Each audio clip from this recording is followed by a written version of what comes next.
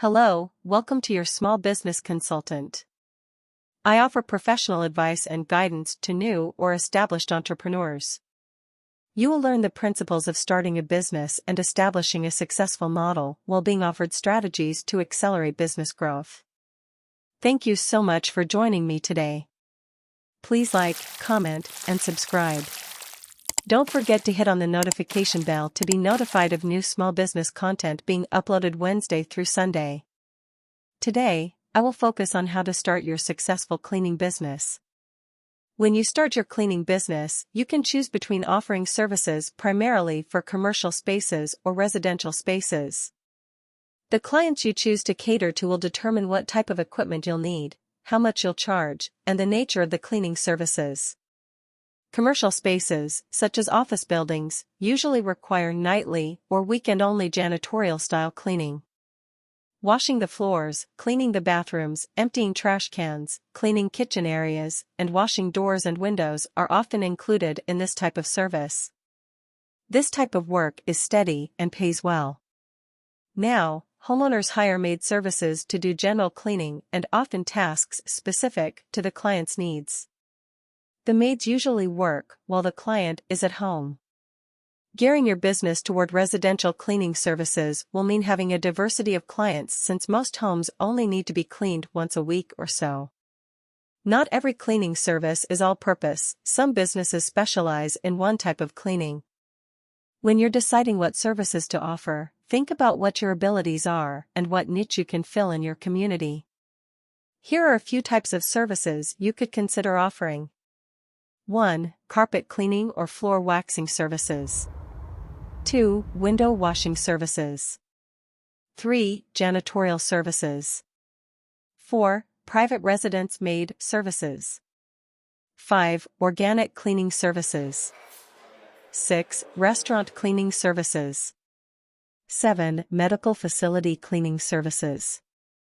Those are just a few types of cleaning services you can offer.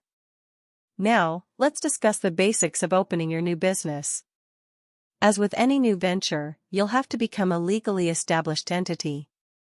It's important to get registered by filling out forms to license your business.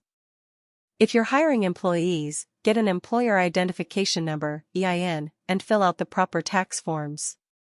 You may also need to get a business permit to operate a cleaning service in your city. Contact your local small business office to find out more information. It's also necessary to insure your business in case you accidentally cause damage to a client's home or commercial space. This type of situation can sink a cleaning business that doesn't have basic liability insurance in place. The policy you choose doesn't have to be unaffordable. Talk to a legitimate and well-respected insurance company about covering your business activities for a price that fits into your startup budget. Depending on what services you're offering, you'll need to purchase equipment such as floor cleaning supplies, trash bags, an industrial vacuum cleaner, and so on to set up your business. Get heavy-duty equipment that will be able to endure a lot of wear and tear and last for many years. Gloves and masks are a necessity if you're going to be handling toxic cleaning chemicals. Try renting equipment for the first few weeks so you'll have the chance to make sure it's up to your standards before making a purchase. Cleaning services may start up as sole proprietorships, where the owner/operator actually does all of the work because cleaning doesn't have to require many sets of hands. However, as your business grows, you may need to hire more people. Make sure you know about all of the legal requirements around this process as well. Also, make sure you know your workers well. Take into account the cost of labor, materials, and overhead, and figure out how much to charge for your services so you'll make a profit. Do research to determine what the industry standards are for services like floor cleaning and janitorial services. You're free to negotiate prices with each new client, but it's good to have a baseline in mind so you'll be able to stay in business.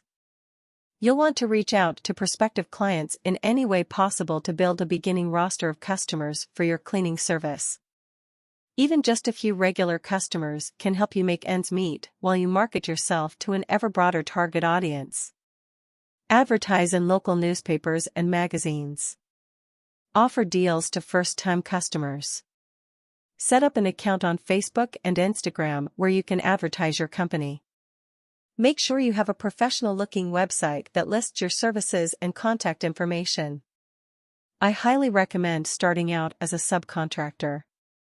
This is the fastest way to get your foot in the door and establish a name for yourself in the industry. Search national janitorial contractors to inquire about working as a janitorial subcontractor.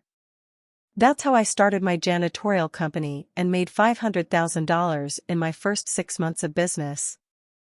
In some cases, the primary contractor will supply the subcontractor with the necessary supplies and equipment to get started. Thank you for watching, and I hope to see you in the next video. Have a great day. Please hit the subscribe button and share.